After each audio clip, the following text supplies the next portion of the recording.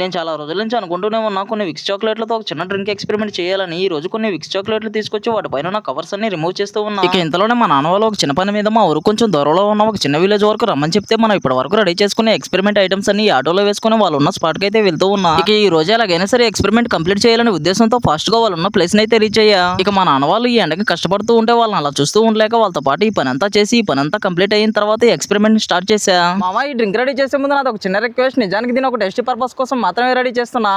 మీరు ఇంటి దగ్గర కానీ బయట కానీ ఎక్కడ కూడా ఇలాంటి పనులు అయితే అసలు చేయొద్దు. మీరు ఒకవేళ ట్రై చేయాలనుకుంటే మీ పెద్దవాళ్ళని అడిగి ఆ తర్వాత ట్రై చేయండి. ఇక మంచిగా ఈ చాక్లెట్స్ పైన ఉన్న కవర్స్ అన్ని రిమూవ్ చేసి వీటన్నిటిని ఒక చిన్న రోల్లో వేసుకొని కొంచెం మెత్తగా పొడిగా వచ్చేలా ఇలా రెడీ చేసా. ఇక ఈ పొడి మొత్తాన్ని ఒక జార్లో వేసి ఒక 2 నిమ్మకాయలను కట్ చేసి అందులో ఒక నిమ్మకాయని చిన్న చిన్న ముక్కలుగా కట్ చేసి ఆ ముక్కలన్నీ ఈ జార్లో వేసా. ఇక ఈ 2 నిమ్మకాయని ఇలా మధ్యలో కట్ చేసుకొని ఆ నిమ్మకాయ రసాన్ని జార్లో పోసి కొంచెం చక్కెరని కలిపా. ఇక మనం బాగా తాగే ఒక చిన్న లిమ్కా తీసుకొని అందులో ఉన్న ఈ లిమ్కా వాటర్ అంతా ఈ జార్లో పోసి కొంచెం సేపు షేక్ చేసి ఫైనల్ గా దీన్ని తాగుతున్నప్పుడు దీని టేస్ట్ మాత్రం కొంచెం స్వీట్ గా కొంచెం ఎక్కువ ఘాటుగా ఉంటుంది మామ.